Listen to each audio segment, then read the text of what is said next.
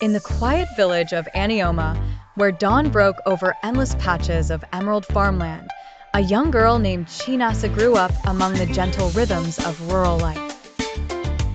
Her father rose with the sun to tend the soil, her mother hummed low songs as she lifted yams from the earth, and the children of Anioma chased laughter in the spaces between.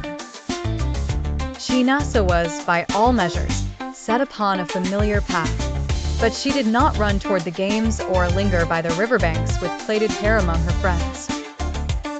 Instead, she traced the shapes of letters in the cool dust, her eyes bright with a hunger that potatoes and maize could not satisfy.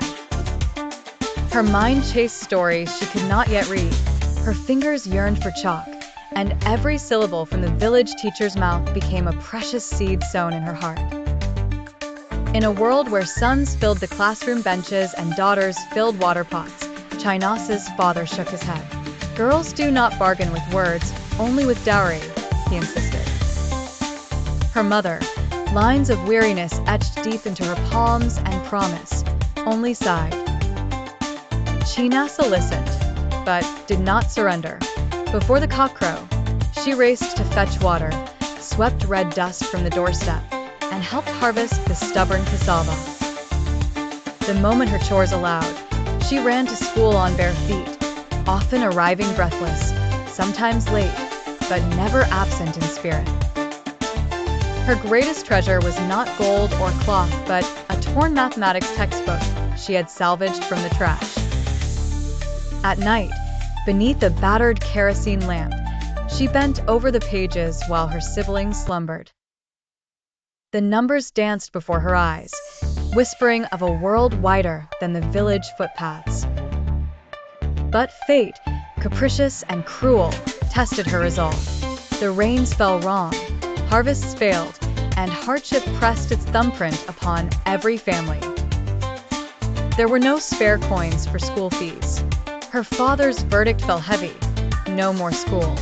You are needed here. The world dimmed for Chinasa, but only briefly. In the stillness, something inside her steeled. She did not learn passivity from the land. She learned persistence. Determined, Chinasa set out to earn her own way. She ground cassava for neighbors, gathered fallen firewood, and scrubbed laundry with hands raw and hopeful. The village children mocked her labor, her defiance, her ragged hope, while elders shook their heads. But coins multiplied like hope itself, slow, insistent, impossible to uproot. One afternoon, as the harmattan breeze carried dust through the trees, a visiting health worker paused beneath the old mango tree.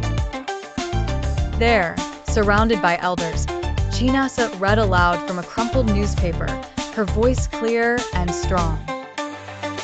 The woman, moved by her determination, asked, "Child, why do you not attend school?" Chinasa answered, candor outpacing fear. The health worker saw talent unmarred by circumstance.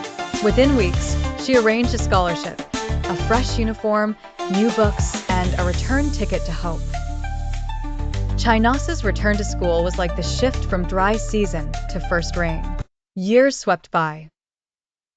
She walked miles each day to the next town for secondary school, and farther still in her dreams. She endured ridicule and exhaustion, but her excellence in exams spoke where her words could not. The village's doubts withered, replaced by tentative pride. The day Chinasa returned, years later, the village gathered in disbelief as a white jeep rolled into the dusty square. She stepped out, not just Chinasa the girl, but Dr. Chinasa, a woman whose eyes glimmered with knowledge and purpose. Her mother's tears fell for joy. Her father's silence broke into speechless pride. Chinasa built a simple clinic, funded school supplies, and gathered the villagers under that same mango tree. Education, she told them, does not steal from our traditions. It plants the seeds for our tomorrows. One by one, the doors to the classroom opened wider. More girls crossed the threshold. More dreams took root in the worn red earth.